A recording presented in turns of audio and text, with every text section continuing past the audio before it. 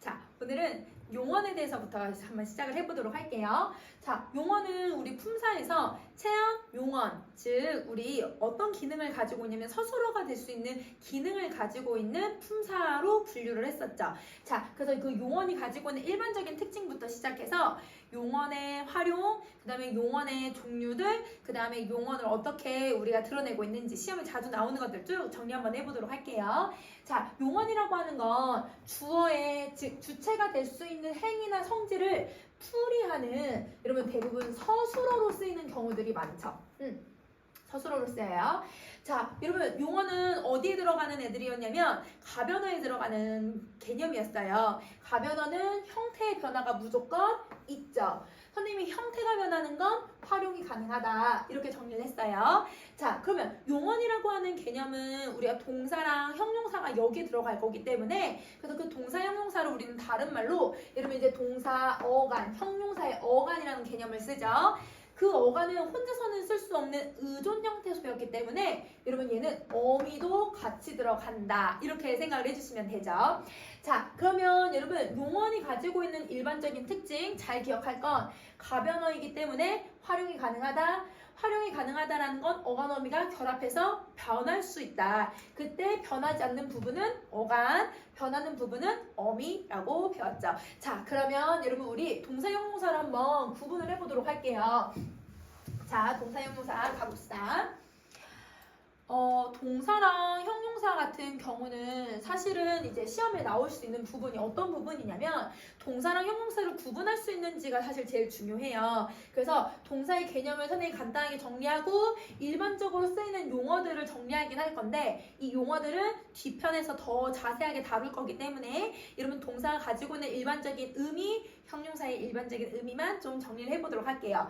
자, 여러분 동사는 움직일 동자를 사용을 해요. 그래서 사물이 가지고 있는 움직임이나 아니면 이런 사물의 어떤 이런 변화 양상을 드러내주는 방식이에요. 변화 양상을 나타내주는 단어를 얘기한다. 그러니까 어떠한 변화든 변화가 있어야 돼요. 우리가 걸어가면 팔다리도 움직이고 내가 걸어간 거리의 변화도 생기잖아요. 아니면 내가 뛰는 것도 마찬가지고 내가 웃는 것도 지금 얘들 표정이 달라지죠? 그래서 어떤 변화가 무조건 있으면 그걸 동사라고 얘기를 한다. 자, 동사는 본동사랑 보조동사로 나뉘는데 쉽게 말하면 본용어과 보조용어로 구분할 수 있다는 뜻이에요. 본용어, 보조용어는 뒤에 가서 다시 자세하게 나눌 거기 때문에 선생님은 동사는 우선 자동사, 타동사로 먼저 구분을 해보도록 할게요. 자동사는 주어랑만 관련 지어서 쓸 수 있는 서술어를 얘기해요. 그래서 이 동사는 주어만 있어도 돼요.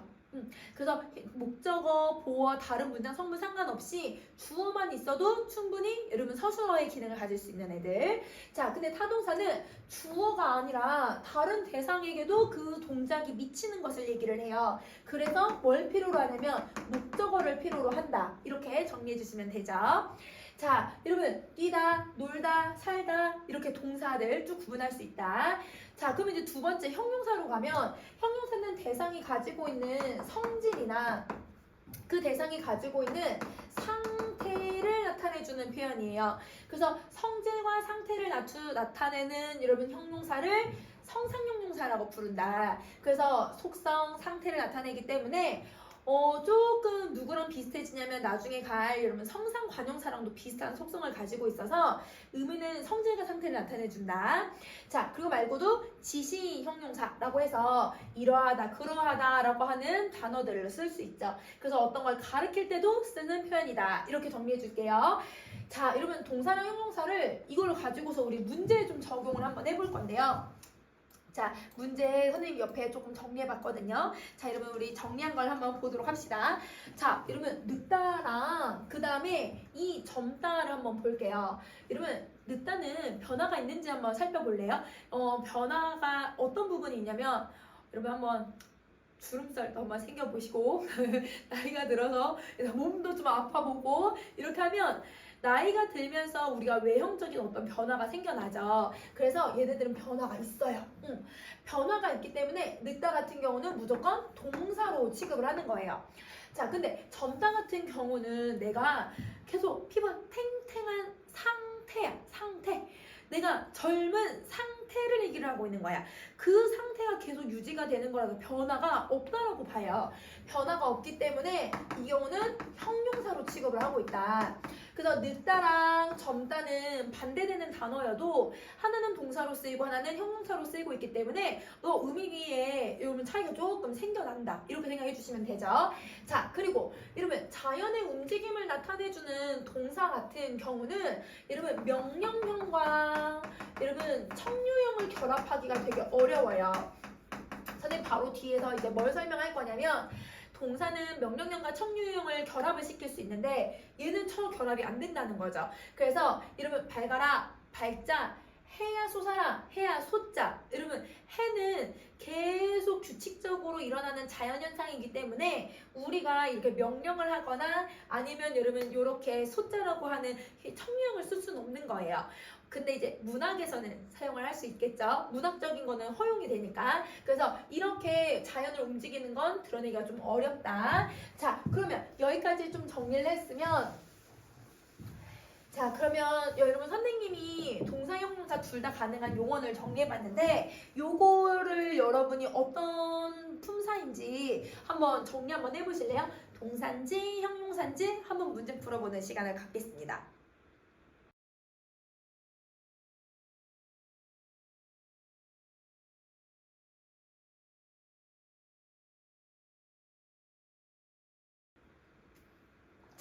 여러분 문제를 한번 풀어보셨나요? 자, 문제를 풀어보시면 지금 이 부분 같은 경우는 크다는 내가 키가 큰 상태를 얘기하는 크기 같은 경우는 이 경우는 상태니까 당연히 형용사를 나타내주고 있는 거죠. 자, 근데 성장은 여러분 키가 점점 쑥쑥 커요. 여러분 변화가 조금씩 키에 변화가 생길 거고 몸무게에 변화가 생겨요. 그러면 이 경우는 동사라고 보시면 되고 자, 여러분 존재의 의미로 쓰이는 경우는 그 존재하고 있는 상태예요. 그러면 여러분 내가 물건이 여기에 존재하고 있는 상태예요. 어떤 변화가 있는 게 아니죠. 그러면 이 경우는 형용사로 쓰여요. 이따가. 자, 그리고 소유, 내가 돈을 가지고 있는 상태예요. 아까 성질과 상태는 여러분 무조건 형용사라고 했잖아요. 이 경우도 형용사로 쓰이는 거예요. 그러면 우리 이따는 동사로 쓰는 경우도 있어요. 동사로 쓰는 경우는 시간이 있다. 아니면 여러분 우리 어떤 개념들도 들어가냐면 어디에 머물다. 그래서 머금의 의미를 가지고 있거나 시간이 흘러가는 것에 대한 개념을 설명을 할 때에는 동사의 개념으로 볼 수 있다. 그래서 여러분 이따도 형용사와 동사를 둘 다 나눌 수 있다라고 생각해 주시면 돼요. 자, 그다음 발달해 볼게요. 일출은 여러분 점점 이 수면에서 여러분 이렇게 달이 아니지. 나 그 해가 이렇게 떠요. 그러면 해가 뜨는 그런 변화가 있으니까 이 경우는 동사의 의미로 쓰일 거고 자, 여러분 불이 밝은 상태 이걸 나타낼 때는 형용사의 개념으로 쓰고 있다는 거죠. 자, 그러면 이렇게 동사하고 형용사를 여러분 의미로 하나하나 다 찾아내면 사실은 좋겠지만 우리가 의미로 해석을 하다 보면 내 주관에 들어가서 친구들이 잘못 답을 동사나 형용사를 고르는 경우들이 생기더라고요. 그래서 그렇게 하지 말고 동사나 형용사를 구분할 수 있는 방법에 대해서 한번 정리 한번 해볼게요. 자, 다음 페이지로 넘어가시면 다음 페이지의 동사와 형용사의 구분을 한번 정리 한번 해볼게요. 자, 여러분 이 부분은 시험에 사실 구분할 수 있는 방법이기도 하고 시험에서도 한번 나온 적이 있기 때문에 동사, 형용사를 한번 구분해 봅시다. 자, 여러분 동사는 첫 번째 변화, 유무 당연히 있어야죠. 그리고 형용사는 그 개념 자체의 성질과 상태를 나타내주고 있어서 절대 변화, 유무 들어가면 안 돼요. 들어가면 안 돼요. 자, 그 다음에 동사와 형용사를 구분할 수 있는 방법은 선생님이 지금 이 변화 유무까지 해서 9개를 정리해 놓기는 했는데 사실은 요거 말고도 좀 더 있습니다. 그렇지만 이 8개만 한번 더 정리를 한번 해보도록 할게요. 현재형 어미는 여러분 이제 현재 시제를 나타내 줄 때 쓰는 표현인데요. 는이나 아니면 니은을 사용하는 거예요. 잔다, 먹는다 이렇게 쓰는 단어들이죠. 자, 얘네들은 동사의 결합이 가능해요. 근데 형용사에는 붙일 수가 없어요. 자, 예를 들어보면 여러분 선생님 먹다라고 하는 단어에 아까 먹는다 가능하죠. 혹은 여러분 자다 이렇게 여러분 받침이 없을 때는 니은이 들어갈 수 있으니까 잔다 가능해요. 자, 그 다음에 여러분 형용사 같은 경우는 고요하다라고 하는 단어가 있는데 고요한다 이런 말 못 쓰잖아요. 그러니까 얘는 절대 결합할 수 없는 거. 자, 그 다음에 관형사형 전성어미라고 했을 때 관형사형 전성어미는 은는 을던 네 가지가 있지만 그 중에서 여러분 누구를 살펴볼 거냐면 현재를 나타내주는 여러분 표현을 한번 볼 거예요. 현재를 나타내주는 전성어미가 바로 는이에요. 는. 그래서 여러분 먹는, 자는 가능하네요. 고요하는 안 돼요. 그래서 여러분 형용사는 여러분 현재를 나타내주는 관형사형어미 는을 쓰는 게 아니라 얘는 고요한 니은만 붙일 수 있다. 그래서 여러분 는을 붙일 수 있는지 여부를 잘 생각해 주세요. 자, 명령형 어미는 여러분 아라, 어라가 대표적인데 자, 먹어라, 자라 가능하죠. 근데 고요하라, 고요하여라 이런 표현 쓸 수 없어요. 그쵸? 자, 청유형 어미도 뭐뭐 하자인데 먹자, 자자 가능해요. 고요하자 안 되는 거죠. 자, 그 다음에 진행을 나타내주는 표현은 뭐뭐하고 있다라고 하는 이러면 동작상을 드러낼 때 쓸 수 있는 표현인데요. 먹고 있다, 자고 있다 가능합니다. 자, 그런데 고요하고 있다는 쓸 수가 없는 거예요. 형용사에 쓸 수가 없죠.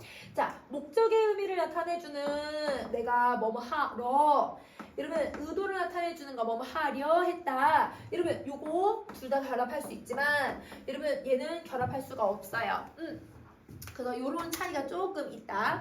여러분 요거는 의가 붙을 때도 있어요. 먹으러 이렇게 써야겠지. 자러. 그래서 여러분 자음으로 끝나냐 모음으로 끝나는지에 따라서 이 형태 만들어질 수 있어요. 자, 그 다음에 감탄형 어미는 여러분 구나가 대표적이지만 여기서는 선생님이 는구나라고 하는 감탄형 어미를 붙일 거예요. 는이 들어가 있잖아요. 현재의 의미를 표현해요. 그래서 얘는 먹는구나, 너 자는구나 가능해요. 근데 고요하는구나 안 되죠. 그래서 지금 보시면 여러분이 이 동사나 형용사에서 기억을 해주셔야 되는 건 첫 번째, 동사는 다 결합이 가능하다. 근데 형용사는 그렇지 못하다. 그러니까 제약이 있고 얘는 붙을 수 있다. 이렇게 차이가 만들어질 수 있다고 생각해 주시면 돼요.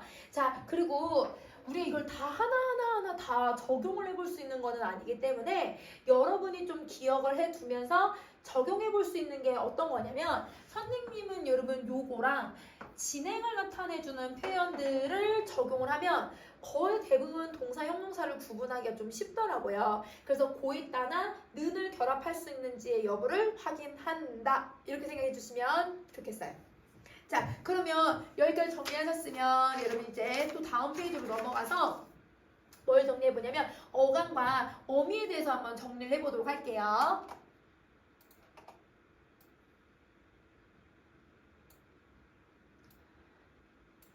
자, 어감과 어미.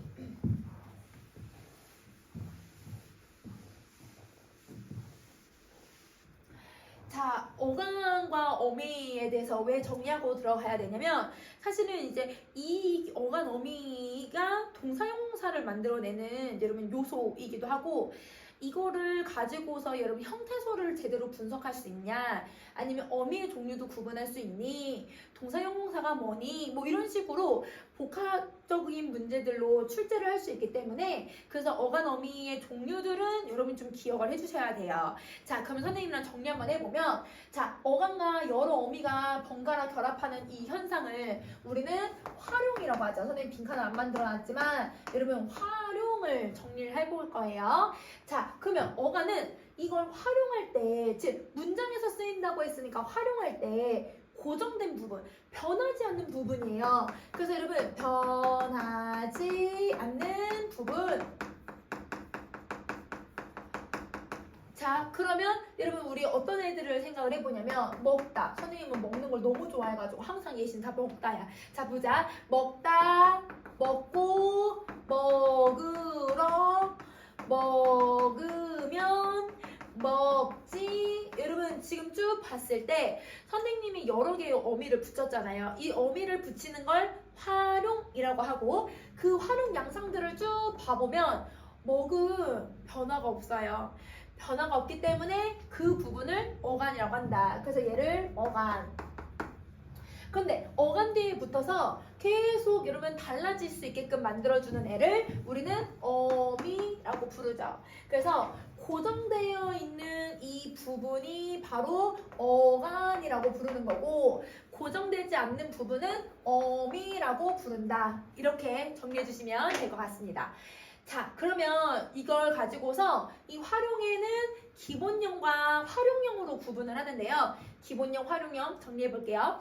자, 여러분 기본형은 모든 활용형을 대표해서 표제어로 사전에 올라요. 여러분 사전에 이 활용 영상을 다 정리하면 이 사전 원래 이만큼 두꺼운 거 더 많이 두꺼워질 거예요. 그래서 대표할 수 있는 기본 양상이에요. 그래서 선생님도 기본형을 찾아보자, 기본형을 찾아보자, 용어는 기본형을 찾자라는 말을 많이 할 건데 그 기본형은 무조건 이름 어미 달을 붙인 형태예요. 그래서 어간에 어미 달을 붙인 양상을 우리는 기본형이라고 얘기를 한다. 자, 그리고 달을 제외해서 다에다가 이러면 그 사이에다가 다른 어미를 이렇게 넣거나 아니면 달을 대체해서 다른 어미를 넣어주거나 이렇게 넣거나 달을 대신한 애들 다 사이에 어떤 어미를 넣거나 대체하고 있는 애들을 활용형이라고 부른다. 그래서 이런 기본형과 활용형 구분을 좀 잘 해주시면 좋겠습니다. 자, 그러면 이렇게 정리를 했으니까 우리 이제 어미의 종류들을 한번 쭉 살펴보도록 할게요. 자, 어미는 종류가 좀 많이 다양해요. 그 어미에 대한 내용들을 쭉 볼 건데 이걸 보기 전에 옆에 선생님이 날개에다가 정리해 놓은 걸 한번 정리해 볼게요. 자, 어간어미의 관계라고 되어 있어서 가시였겠다라고 하는데요. 여러분 이 부분에서 우리는 기본형이 무엇인지 정리할 수 있을 것 같아요. 아까 기본형은 사전에 등재하면서 다만 붙인 것을 얘기한다고 했잖아요. 그러면 얘는 가다죠. 가다. 그러면 가다 사이에 이 어간과 어미 사이에 다른 애들이 결합이 된 것 같아요. 그러면 여러분 어간과 어미의 관계는 어떻게 구분을 할 수가 있냐면 자, 여러분 이 가다는 변하지 않는 부분이니까 이거를 우리는 이제 어간이라고 표현을 하죠. 자, 그 다음에 이 다는 기본형으로 만들 수 있는 부분이에요. 그래서 이 기본형 다를 대체할 수 있는 부분을 여러분 어말, 어미라고 해요. 왜냐면 맨 끝에 쓸 거니까. 자, 그러면 이 어말어미 사이에 지금 시라고 하는 애랑 어시라고 하는 애랑 get이 들어가는 애 이 세 가지를 여러분 우리는 뭐라고 부르냐면 어말어미 앞에 와 있다, 전에 와 있다 라고 해서 얘를 선어말 어미라고 불러요. 그러면 항상 어간어미는 어간 뒤에 어말어미가 오는데 그 어말어미와 어간 사이에는 무조건 선어말어미가 올 수 있다. 이렇게 생각해 주시면 돼요. 그러면 그 선어말어미의 종류는 여러분 여기 나왔듯이 종류가 5가지가 있습니다. 자, 여러분 이 어간에 5가지가 누가 오냐면 높임, 시제, 추측, 공손, 회상의 선어말어미가 올 수 있는 거예요. 그래서 선생님이 암기할 때는 여러분 높시 추궁해예요. 높시 추궁해. 그러면 이 높시 추궁해는 여러분 아무렇게나 오는 게 아니에요. 여러분 무조건 높임 뒤에는 시제가 와야 되고요. 시제 뒤에는 추측이 오고요. 추측 뒤에는 공손이 와야 합니다. 공손 뒤에는 회상이 오게 돼요. 그러면 높시 추궁해 같은 경우는 여러분 무조건 순서가 정해져 있다. 그럼 만약에 시제 표현이 있고 여러분 만약에 공손의 표현이 있잖아요. 그러면 공손 표현을 시제 앞에 쓰면 안 된다라고 생각해 주시면 돼요. 그래서 시제는 무조건 여러분 2개만 쓰인다 하더라도 시제가 공손 앞에 와야 한다. 그러면 시제 앞에는 누구밖에 못 온다? 어간과 높임 표현밖에는 못 온다. 이렇게 정리해 주시면 좋을 것 같아요. 그래서 높시 추궁해, 여러분 높시 추궁해 이거 잘 기억해 줄 거야. 자, 그러면 여러분 우리 어미의 종류들을 이제 정리해 볼게요. 자, 그러면 어미는 크게 선어말어미와 어말어미로 구분을 할 수 있다고 했잖아요. 선어말어미는 어말어미 앞에 오는 것, 그 다음에 어말어미는 여러분 문장, 미안해요. 그 어감과 어미에 활용해서 제일 마지막 부분에 오는 거. 자, 그러면 여기서 여러분 선어말어미의 종류들을 한번 다 정리를 해볼게요. 제일 먼저 여러분 높임. 선어말 어미는 여러분 시밖에 없어요. 이거는 우리 문법 요소 가서 다시 한번 또 정리할게요. 자, 그 다음에 또 시제 선어말 어미인데요. 시제 선어말 어미는 종류가 이제 크게 네 가지로 구분을 하는데, 자, 아더시 과거, 그 다음에 는, 니은이 현재, 그 다음에 get 같은 경우는 미래. 그런데 여러분 이 get은 미래 시제이기도 하지만 추측의 표현이기도 해요. 그래서 여러분 얘는 추측도 들어가니까 선생님 이렇게 하나 더 쓸게요. 자, 그 다음 더는 과거를 나타내주는 표현이기는 하지만 엄밀히 얘기하면 과거를 회상해주는 표현이에요. 그래서 회상 표현도 들어갈 수 있다. 이렇게 시제에 표현을 해볼게요. 자, 그리고 고정하시옵소서. 여러분 대부분 이제 사극 같은 데 보면 신하들이 임금님에게 고정하시옵소서 이런 표현을 쓰잖아요. 그게 공손의 선어말 어미라고 생각해 주시면 됩니다. 그래서 우선 높임 시제 공손으로 묶어놓기는 했지만 그 안에 추측과 회상도 들어가 있어서 이 오는 순서는 높시추공해다 이렇게 정리해 주시면 돼요. 자, 그러면 여러분 이제 여기 이렇게 정리했으니까 우리가 이제 어말어미도 한번 정리를 해보도록 할게요. 자, 어말어미는 종류가 여러분 선생님이 이제 세 가지로 구분을 해봤어요. 자, 이 세 가지는 여러분 우리가 다시 어디서 배울 거냐면 요 어미들은 종결 표현 가서 또 한 번 더 배울 거예요. 얘네들은 여러분 본용언, 보조용언이나 아니면 이어진 문장에서 한 번 더 정리하고요. 요거는 우리 아는 문장에서 한 번 더 정리할 거예요. 그래서 여러분 이 단어에서 배웠던 이 용언의 개념이 뒤에 가서 문장에서 또 한 번 나올 거라는 걸 기억을 해주셔야 합니다. 그래서 선생님이 꼭 암기하라고 하는 내용들은 정말 꼭 암기해 주셔야 돼요. 자, 그럼 가보자.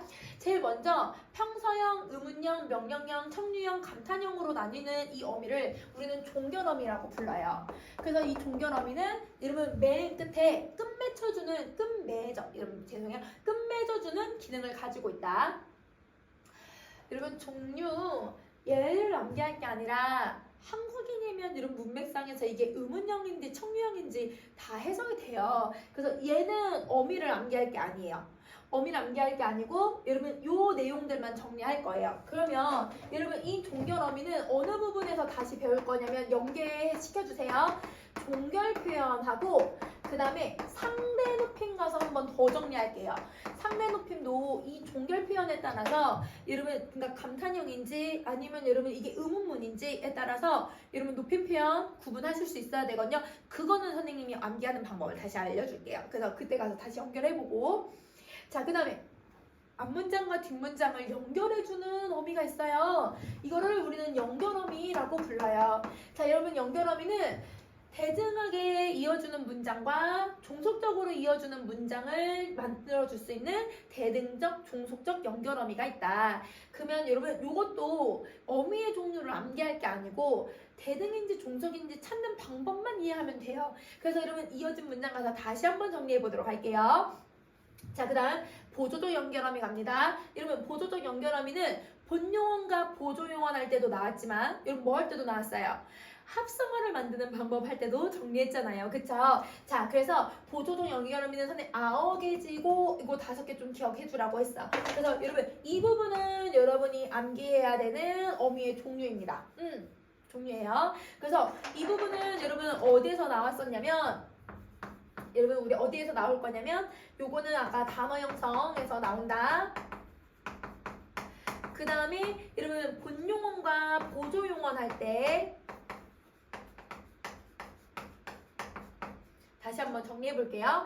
자, 그리고 대등하고 종속은 이어진 문장에서 한번 더 정리할 거니까 여러분 어떤 연결어미가 있는지 종류들만 기억을 좀 해주시면 좋을 것 같아요. 자, 그 다음에 마지막 서술의 기능을, 서술어를 여러분 다른 기능으로 바꾸는 거예요. 그러니까 서술만 하는 게 아니라 얘가 다른 문장 기능을 가질 수 있게끔 해주는 역할을 하는 거예요. 그래서 성질을 바꾼다라고 해서 전성어미라고 한다. 자, 관형사형 전성어미, 명사형 전성어미, 부사용 전성어미로 구분을 하는 거예요. 그래서 여러분 은는을던 여러분 선생님 꼭 암기하라고 했죠. 그쵸? 맞아요. 여러분 요 관형사용 어미 잘 기억해줘야지. 자, 명사용 어미 음기 요거 꼭 기억해야 되고, 자 여러분 부사용 어미 개도로 아서어서까지 더 있긴 한데 여러분 우선 이걸 좀 기억을 해줘야 된다. 자 여러분 이 개념들은 다시 여러분 선생님이랑 아는 문장 가서 또 한 번 정리를 할 거예요. 그래서 여러분 아는 문장 개념일 때 이거 뭐더라? 선생님 물어보면 여러분 대답하실 수 있어야 돼요. 알겠죠? 자, 그리고 여러분 관형사용 어미는 여러분 시제 표현 가서 한 번 더 정리할 거예요. 자, 여러분 시제에서도 나올 거고요. 그리고 우리 하나 배운 게 있죠. 얘도 합성어를 만들 때 이 어미가 들어가 있으면 통사적 합성어였잖아요. 그래서 합성어의 개념을 들어갈 때 잘 기억을 해주자. 그래서 이렇게 하면 여러분 어만 어미와 선어만 어미의 종류를 구분할 수 있다. 자, 그러면 다음 페이지로 넘어가서 여러분 좀 중요한 용어의 활용 양상이 어떻게 되고 있는지 우리 한번 쭉 정리 한번 또 한번 해볼게요.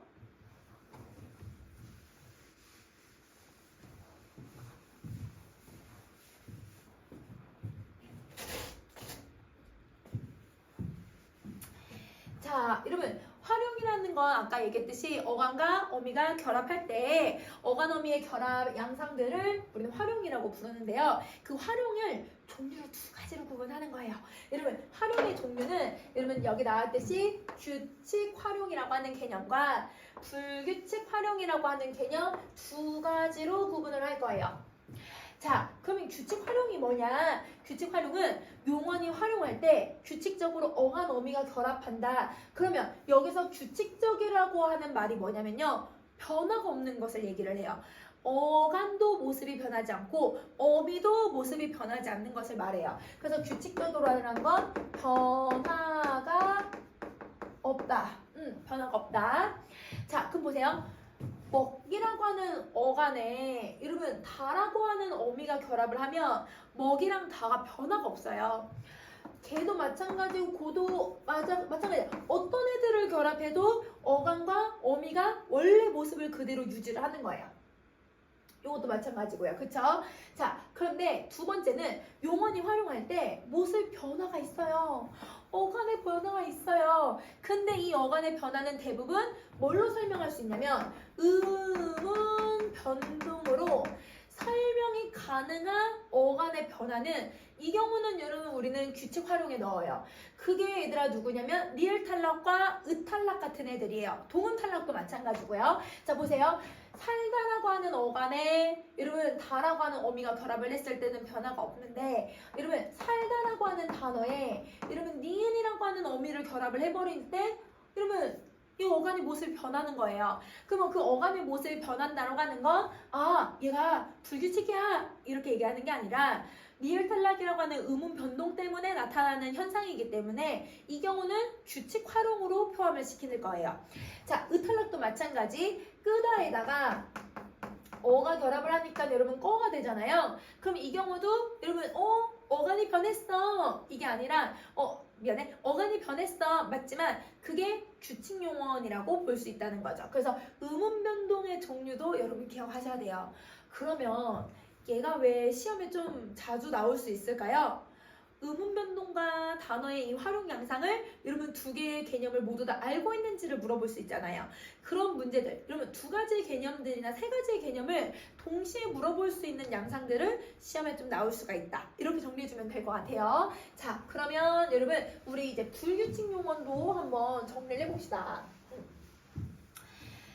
자, 여러분 불규칙 활용은 선생님이 지금 용언에 활용할 때 어간이나 어미의 기본 형태가 달라지는 경우라고 설명을 했는데요. 그 결과가 달라진다는 건 변화가 있다는 뜻이잖아요. 근데 여기에 제약을 하나 더 달아야죠. 어떤 제약을 달아야 되냐면 변화는 이때 변화가 이때 and 뭐가 있어야 되냐면 음운 변동으로 설명하면 안 돼요. 안 되는 거. 그래서 얘는 음운 변동으로 설명이 불가한 거. 그러니까 역사적으로는 설명할 수 있거나 아니면 여러분 어떤 방식으로도 설명이 좀 어려운 것들은 그런 경우는 불규칙 활용이라고 생각해 주시면 되고, 아 변화가 있는데 의문 변동을 설명할 수 있으면 규칙이구나 이렇게 정리해 주시면 되거든요. 자 그러면 선생님 지우고 여러분 종류를 이제 또 한번 쭉쭉쭉쭉 정리 한번 해보도록 합시다. 자 우선은 여러분 선생님이랑 어간이 어떻게 바뀌는지를 한번 정리 한번 해보도록 할게요. 자, 어간이 바뀌는 건 어미는 그대로인데 어간의 모습만 바뀔 거예요. 자, 종류는 5가지의 개념이 있다라고 생각해 주시면 됩니다. 자, 우선은 여러분 디귿불규칙이 있어요. 그래서 여러분 디귿불규칙이 어떻게 변하는지 선생님 예시를 좀 한번 써볼게요. 첫 번째 칸에는 여러분 디귿불규칙 용언이 가지고 있는 일반적인 여러분 변화 양상, 근데 여러분 모습은 비슷하지만 규칙 용언으로 볼 수 있는 거 한번 볼게요. 자, 여러분 우리 소리를 듣다 있죠. 이 어간에 여러분 선생님이 어를 결합을 시켜볼게요. 그러면 여러분 얘가 어떤 모습을 갖게 되냐면 소리를 들어 이렇게 모습이 변하는 거예요. 그러면 지금 누가 변했냐면 여러분 디귿이 리을로 바뀌죠. 디귿이 리을로 바뀌는 건 여러분 의문 변동에 우리 이런 교체 없어. 그래서 이거는 교체로 여러분 의문 변동을 설명을 하기가 어려우니까 그래서 이거는 불규칙이다 이렇게 설명할 수 있고요. 자, 그 다음에 여러분 질문하다 에스크 여러분 이 개념으로 볼 수 있는 묻다도 한번 볼게요. 자, 여러분 이 묻다는 선생님이 질문하다 이렇게 보면 여기에다가 여러분 어를 결합을 시키면 얘도 물어 이렇게 개념이 나오는 거죠. 그래서 듣다 들어 묻어 물어 이렇게 어를 결합을 했을 때 모습이 변하는지를 보는 거예요. 자, 그럼 또 이것도 한번 해볼게요. 여러분 우리 선생님이 똑같은 묻다인데 이 경우는 여러분 땅에 묻다 여러분 무덤에 묻다 이런 단어 있잖아요. 여기에다가 똑같이 어를 결합해 볼게요. 그러면 땅에 묻어 이렇게거든요. 모습 안 변하죠. 그러니까 얘는 모습이 안 변하는 규칙 양상이고 위의 예시들은 여러분 불규칙이라고 생각해 주시면 돼요. 그러면 이 경우는 어떻게 변하냐면 디귿이라고 하는 어감 받침이 리을이라고 하는 어감 받침으로 변화 양상을 겪게 된다. 이렇게 정리해 주면 돼요. 자, 그 다음에 이제 두 번째를 갑시다. 두 번째는 여러분 비읍불규칙 용언이에요. 자, 이 비읍불규칙 용언은 여러분 어떻게 되냐면 자, 여러분 춥다에다가 선생님이 여러분 어라고 하는 애를 결합을 시켜볼게요. 추워. 여러분 얘가 추워가 돼요. 그럼 보세요. 비읍은 없어졌는데 우는 그대로 남아있고 어가 요렇게 변했잖아요. 그럼 이 경우는 여러분 어가 변했다고 보는 게 아니라 어가 여러분 어미가 변했다고 보는 게 아니라 어미 어는 그대로 남아있는데 누가 생겼다고 보는 거냐면 요 우가 생겼다고 보는 거예요. 근데 이중모음의 우는 단모음이 아니라 여러분 뭐였어요? 맞아요. 반모음이에요. 반모음. 반모음이 결합되어 있는 거다. 자, 하나만 더 가볼게요. 여러분 우리 돋다라고 하는 단어에다가 아라고 하는 개념을 결합을 해보면 여러분 그렇죠. 와예요. 도와. 그러면 오 그대로 있고 비읍은 없어졌고 아 대신에 누가 생겼냐면 여기 지금 오라고 하는 애가 생겨나는 거예요. 그러면 이 오는 이중모음에 포함되고 있는 애니까 반모음으로 봐야 된다. 그러면 비읍이라고 하는 여러분 어간의 받침은 반모음의 모습으로 바뀌기 때문에 이중모음의 양상들이 나타나게 되는 거다. 이렇게 생각해 주시면 되는 거죠. 그래서 여기에 들어갈 수 있는 말은 비읍이 여러분 반모음 오, 반모음 우로 변한다. 이렇게 생각해 주시면 돼요. 자, 그러면 규칙 양상을 한번 정리해 보면 여러분 우리 쓰레기를 죄송해요. 쓰레기 말고. 여러분 여기에 우리가 공간이 매우 좁다라고 하는 단어를 결합해 볼게요. 자, 공간이 매우 좁다를 결합을 해보면 이거 그냥 좁아야 좁아. 어간도 안 바뀌고 어미도 안 바뀌네요.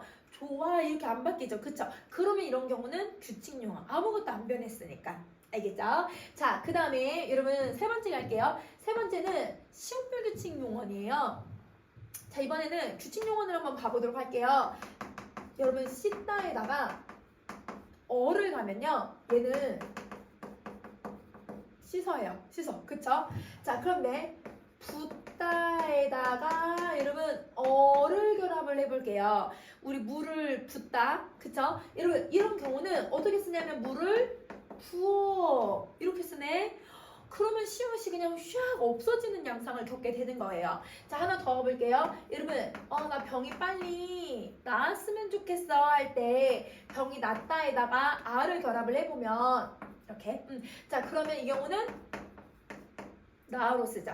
그래서 시옷이 없어지는 양상이 있구나. 근데 우리 음운 변동에서 자음 탈락은 리을 탈락하고 히읗 탈락, 자음 분단 순화밖에 없었단 말이에요. 시옷 탈락은 음운 변동으로 설명을 할 수가 없으니까 이 경우는 그러면 얘는 불규칙이구나 이렇게 생각해 주시면 됩니다.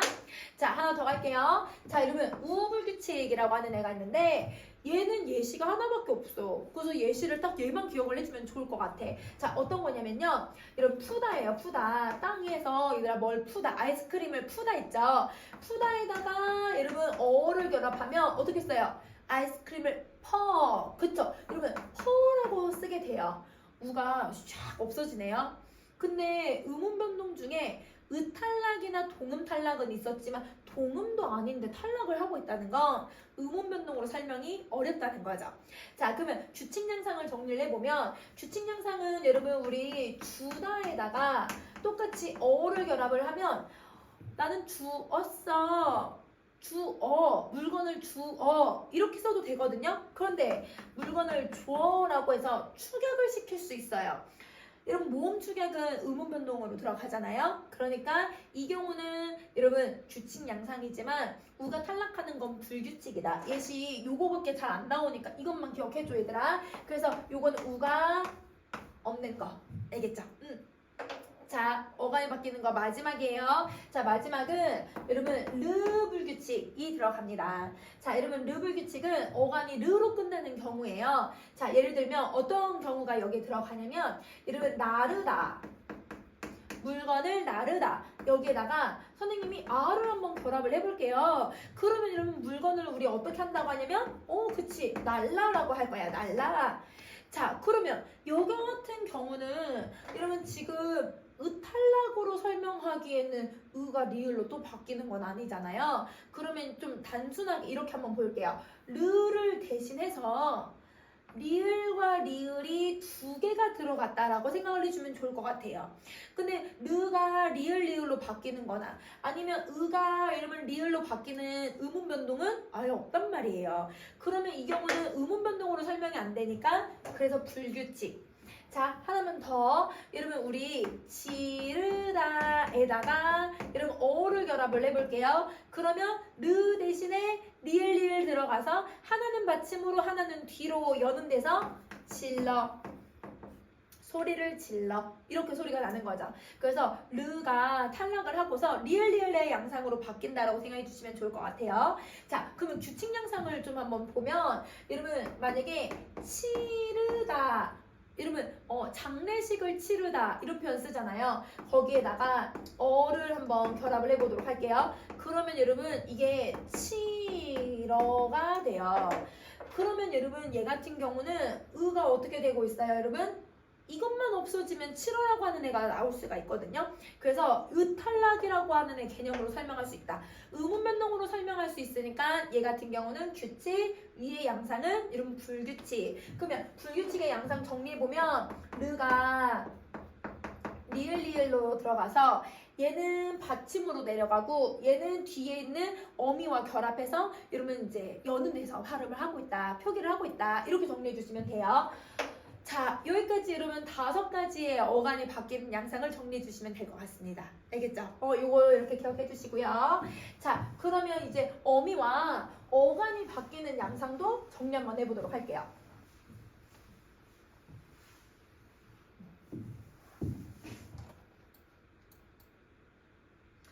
자, 요건데요.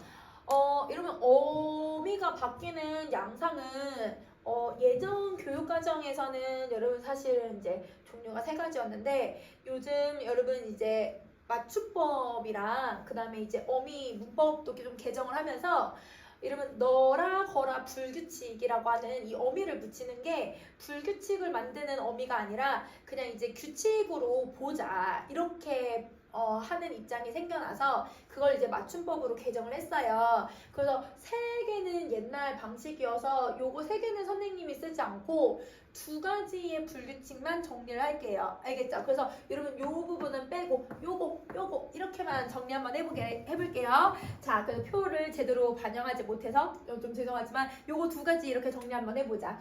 자, 우선은 요 부분은 여러분 어떤 애가 있냐면요. 우리 여불규칙이라고 하는 애가 있어요. 그럼 여불규칙도 예시가 하나밖에 없어요. 여러분 어떤 예시가 있냐면 하다예요. 하다. 그러면 보세요. 하다라고 하는 여러분 어간에 아라고 하는 어간을 한번 붙여볼게요. 그러면 얘가 어떻게 바뀌냐면 우리 얘들아 내가 하아가 아니라 하여 공부하여 아니면 여러분 뭐 식사하여 아니면 청소하여 이렇게 쓰잖아요. 그래서 이 하여가 축약을 하면 여러분 뭐가 되냐면 해라고 쓰죠. 공부해 아니면 청소해 이렇게 쓸 수 있는 거지. 자, 그러면 여러분 아가 갑자기 여로 바뀌었으니까 이런 교체 양상은 없단 말이에요. 그래서 이 경우는 불규칙으로 본다. 자, 근데 똑같이 자다에다가 선생님이 아를 한번 결합을 해보면 그러면 나는 잠을 자 이렇게 쓸 거예요. 이 경우는 여러분 지금 의문 변동 동음 탈락이잖아요. 그러면 동음 탈락으로 여러분 설명할 수 있으니까 규칙, 근데 하다는 이런 의문 변동으로 설명할 수가 없으니까 얘는 불규칙. 자, 그러면 여러분 아라고 하는 어미가 여러분 여라고 하는 어미로 바뀌었다 이렇게 정리해주면 될 것 같아요. 자, 그 다음에 두 번째 갑시다. 여러분 두 번째는 러블규칙인데요. 러블규칙.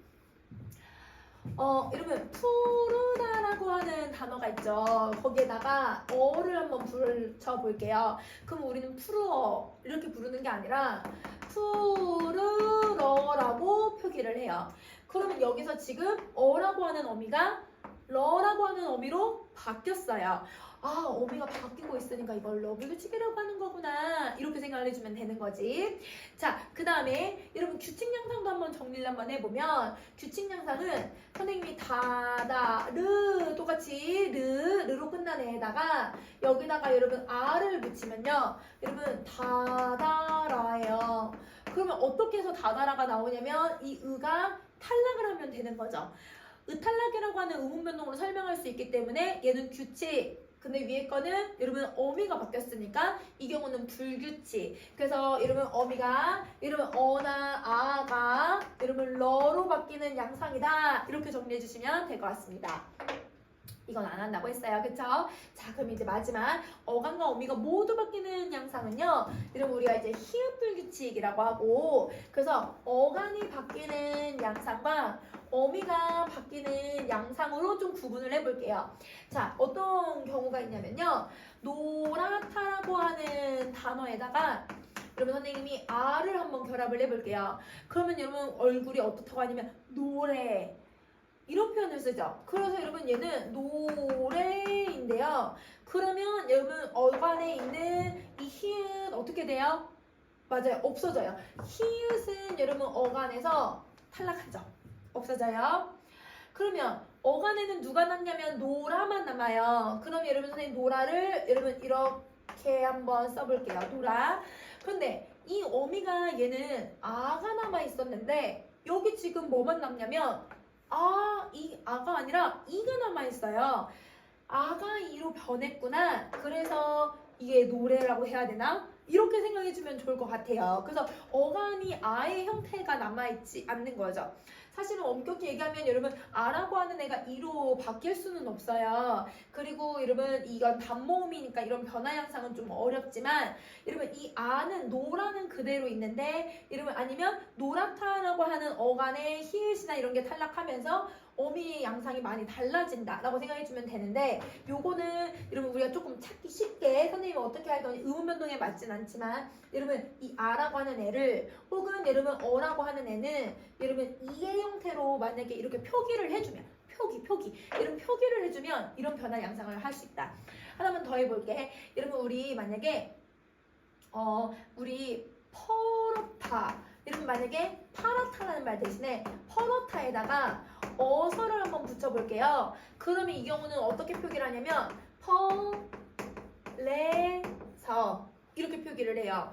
히읗 탈락하고 이러면 이 그대로 있고 얘가 이로 바뀌면서 펄에서 이렇게 그래서 파래서 빨개서 빨개 노래 검에 다 이런 양상으로 만들 수 있는 애들이에요.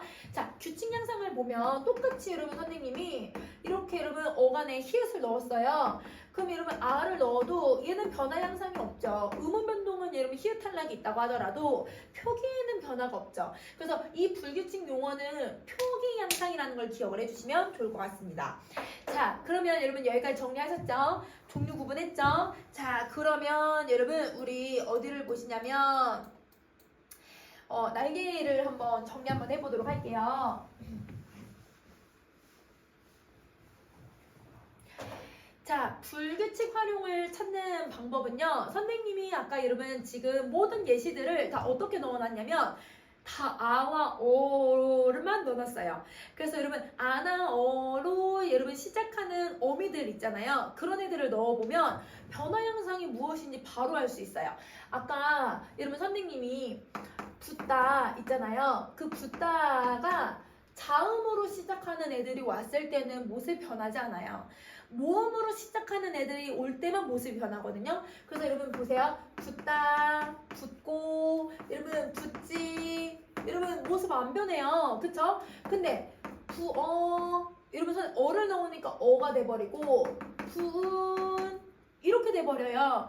그러면 여러분 이런 양상들의 모습이 들어가니까 이런 양상이 되니까 그래서 기본적으로 불규칙 용어를 찾을 때는 기본형에 모음으로 시작하는 애들을 넣는데 좀 이해하기 쉽게 여러분 우리가 아나 어를 넣으면 좀 쉽다.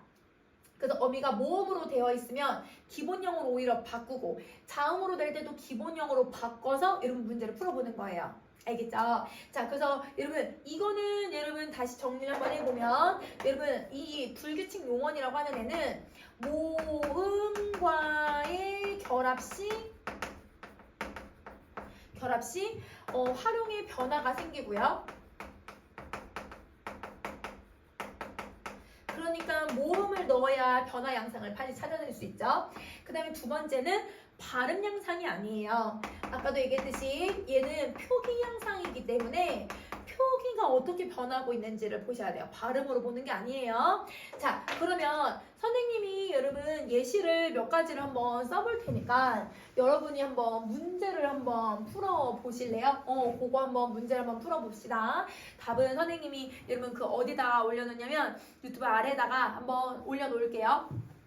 자, 여러분 우선은 지르고는 여러분 이게 규칙인지 아니면 여러분 다른 여러분 이제 불규칙 중에 어떤 불규칙인지 한번 정리해보고 자, 그 다음에 울리면 벗지 그 다음에 따르면 깨끗하다 어따 자, 그 다음에 젖고, 그 다음에 씻지, 줍고, 그 다음에 여러분 파랗다. 자, 그 다음에 일컸지만 불러 이렇게 해요. 얘네들이 지금 혹시 규칙인지 불규칙인지 한번 12개 한번 정리 한번 해보실래요? 오케이, 그거는 선생님 답은 아래다가 다시 정리해 놓을게요.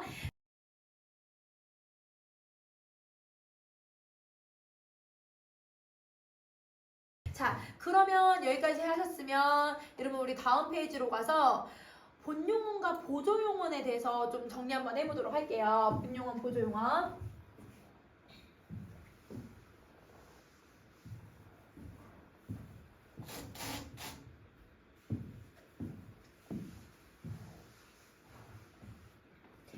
자, 사실 용어는 조금 개념이 많죠. 여러분 요게 조금 영상이 많이 길 거예요. 이 용언이라고 하는 애가 개념이 좀 많이 들어가고 이게 여러분 서술어로도 만들어주고 용언에서 우리가 다양한 문법적인 개념이 있다 보니까 시험에서는 사실 제일 많이 나오는 파트이기도 해요. 그래서 제일 많이 나오다 보니까 선생님은 항상 누굴 생각하라고 하냐면 기본형을 찾아라. 그래서 용언을 먼저 빨리 찾아라. 이런 식으로 문제를 풀 때 접근할 때 이렇게 설명을 하는데 여러분도 어간이 들어가 있는 지금은 동사 형용사를 먼저 찾는다. 이렇게 생각해주면 될 것 같아요. 자, 그러면 본용언 보조용언 한번 시작을 해봅시다.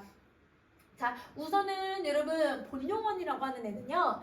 실질적인 뜻을 나타내주는 용언이에요. 그러니까 문법적인 여러분 기능이 아니라 가장 여러분 뜻을 가지고 있는 본용언의 역할, 중요한 여러분 실질적인 의미를 갖고 있는 역할을 하고 있고요. 그 다음에 보조용언은 문법적인 뜻을 나타내줘요. 그러니까 의미를 더해주는 역할을 하는 거예요. 그러니까 얘가 여러분 지금 아까 여기 나왔듯이 완료냐, 유지냐, 진행이냐 이런 의미를 더해주는 역할을 하는 거죠. 의미를 나타내주고 자립성이 희박한 용언이라는 건 혼자 쓰지 못해서 무조건 다른 용언 뒤에만 붙어요. 즉 본용언 뒤에만 붙을 수 있어요. 그래서 본용언 뒤에만 붙고 의미를 더해주는 역할을 한다. 동사처럼 만약에 활용하면 그럼 여러분 그걸 어떻게 할 수 있어? 여러분 는 선생님이 고있다 붙여보라고 했죠. 는을 넣었을 때 말이 되는 보조용언이면 보조동사, 는을 넣었는데 말이 안 되면 이거는 보조 형용사 이렇게 여러분 정리해 주시면 됩니다. 그래서 얘는 보조용언. 자, 그러면 여러분 선생님이 지금 여기 한번 보세요. 들어보아라, 읽고 싶다라고 해놨는데요. 자, 여러분 요 듣다는 소리를 듣다라는 의미를 그대로 가지고 있으니까 이 경우는 본용언이 되는 거죠. 근데 보아라 라고 하는 건 여러분 진짜 이 눈으로 본다는 게 아니라 한번 들어봐 줄래? 한번 들어볼래? 여러분 이거는 시도를 해보는 거야. 그러면 여러분 이 경우는 여러분 보조용언의 역할을 하고 있으니까 자 근데 여기에 이게 기본형이 들어보단데 여기 다 대신에 는을 넣을 수 있잖아요. 는을 넣을 수 있으니까 보조동사라고 부르는 거예요. 근데 얘는 심는이라는 말을 쓸 수가 없으니까 보조 형용사로 쓰고 있다. 이렇게 정리해 주시면 되죠. 자, 그러면 여러분 요거는 여러분이 종류를 암기할 게 아니라 원래 버리다는 쓰레기통에 넣다라는 의미를 갖고 있는데 그런 의미로 쓰이는 게 아니라 끝났다라는 의미로 쓰이고 있으면 이거는 우리는 요 보조용언이라고 볼 수 있구나. 두다도 여러분 어디에 장소에 놓다 이런 의미가 아니라 유지, 먹어둔다 이런 식으로 쓰고 있으면 그러면 이 경우는 보조용언이구나 이렇게 정리해 주시면 좀 좋을 것 같아요. 자, 그러면 여러분 이렇게 정리했으면 이제 본용언, 보조용언의 구성 양상을 좀 정리 한번 해볼게요. 자, 그 어딜 가냐면 여기 결합 양상 한번 쭉 정리해 볼게요. 자, 우선은 여러분 결합 방식은 무조건 여러분 이게 본용언이 먼저 나와야 돼요. 무조건 본용언이 먼저 나와야죠. 자, 근데 여러분 선생님 본용언이라는 말을 쓰기는 했지만 사실은 어간이죠. 어간 뒤에는 누구가 와야 돼요? 맞아, 그치, 어미가 와야지. 그래서 어미가 와야 되니까 여기에 보조적 연결어미 우리 아까 했던 아어개지고가 여기 오는 거예요. 그래서 여기에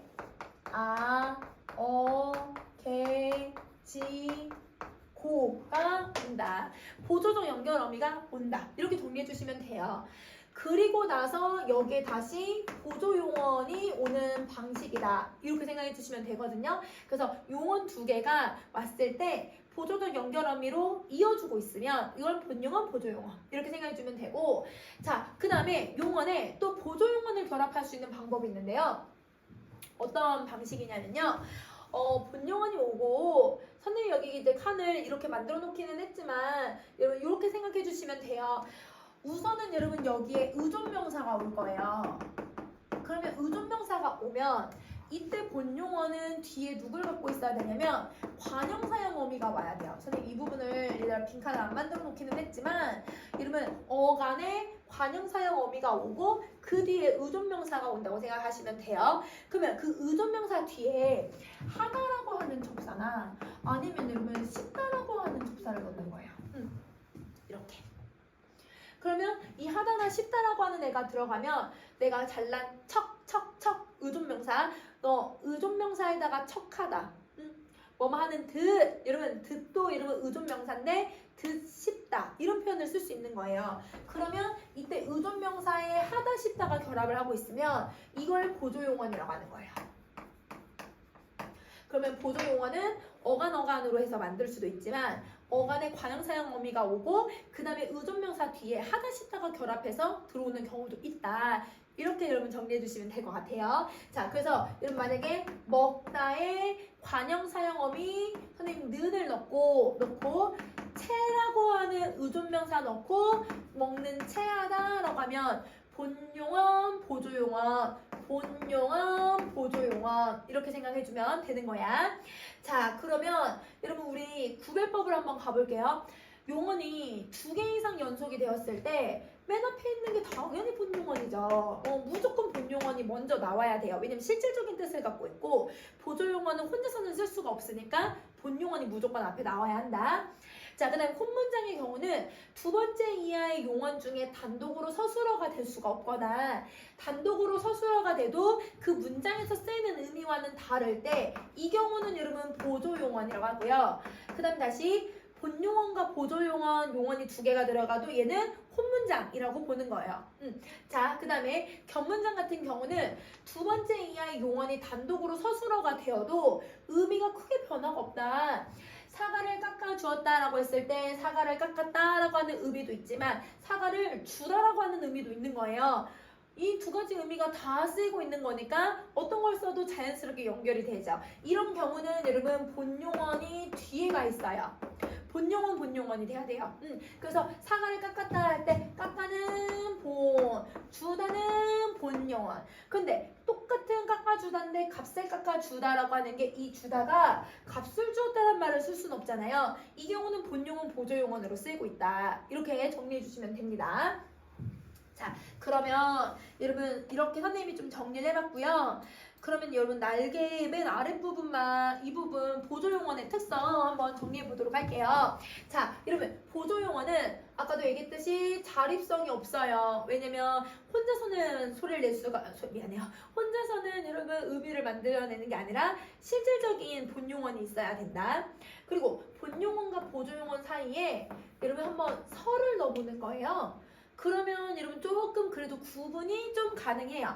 자, 예를 들면 먹고 버리다라고 하는 단어가 있고 그 다음에 먹어버리다라고 하는 말이 있죠.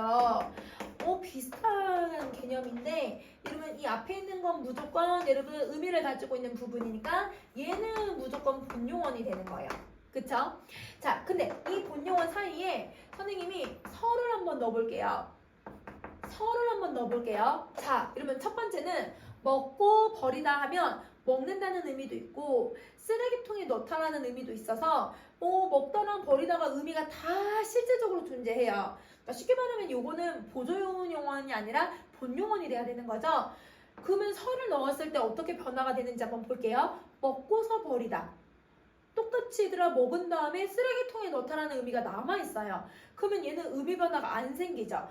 이렇게 의미 변화가 생기지 않아요. 그 경우는 여러분 버리다가 뭐가 되는 거냐면 이 경우는 본용언이 되는 거예요.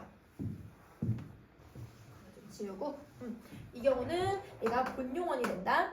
자, 근데 2번째는 여러분 먹어서 버리다 하면 처음에는 먹어버리다 다 먹었어 완료의 의미를 가지고 있었는데 먹어서 버리다 하면 먹고 쓰레기통에 넣는 거예요. 그러면 의미 변화 생겨요 안 생겨요? 생기죠. 의미 변화가 이렇게 생기거나 아니면 이러면 의미가 통하지 않을 때 의미가 아예 없어져 버릴 때는 그 경우는 여러분 이 경우가 여러분 뭐가 되냐면 이게 보조용언이 되는 거예요. 그래서 설을 넣어 봤을 때 말이 되냐 안 되냐로도 여러분 구분할 수 있는 방법이 있으니까 이렇게 여러분 정리해 주시면 될 것 같습니다. 오케이. 자, 그 다음에 서술어의 개수를 갈게요. 여러분 서술어의 개수는 본용언, 보조용언 이런 형태로 나올 수 있는데 본용언은 각각의 의미를 다 가지고 있으니까 본용어의 개수만큼 서술어도 개수가 늘어나요. 그래서 본용어이 3개가 있으면 이런 서술어 3개, 그 다음에 여러분 본용어, 보조용어이 아무리 얘들아 2개, 3개가 들어간다 하더라도 얘는 무조건 서술어 1개로 취급을 해요. 그럼 얘는 혼문장, 얘는 겹문장이 될 수 있다. 그래서 이런 문장은 여러 가지로 나눌 수 있다라고 좀 생각해주면 될 것 같아요. 이렇게 2가지로 나눌 수 있다. 자, 그러면 여러분 선생님이 얘들아 용어까지 좀 정리해봤고요. 그러면 용어까지에 대한 내용들은 사실은 시험 볼 때 되게 중요한 부분들이 많아서 어미의 종류, 본용어, 보조용어의 구분, 그 다음에 여러분 이 불규칙 용어 이거 좀 잘 구분해 주셔야 돼요. 형태소 분석도 중요하면서도 여기서 어떻게 쓰이고 있는지도 너무너무 중요하니까 꼭 잘 기억해 둘 것. 자, 그러면 여러분 우리 이 용어까지는 정리했으니까 조금 이따가 이제 수식어까지 한번 정리 한번 해보도록 할게요.